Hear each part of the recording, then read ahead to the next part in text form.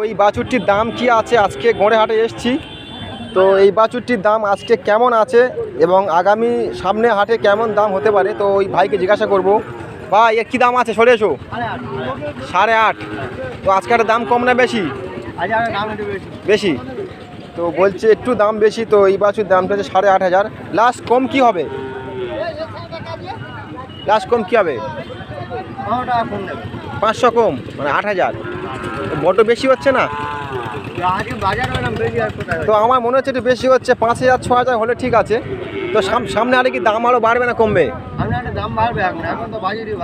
আচ্ছা, এখন তো আষাঢ় মাস মানে বাছুরি বাজার, দাম বাড়বে সামনে হাটে। তো আমার এই ভাই বলছে সামনে হাটে দাম বাড়বে। কটা নিয়ে এসছিলে? 7টা আছে। কটা? একটা আছে। তো 7টা নিয়ে এসেছিলো, একটাই আছে।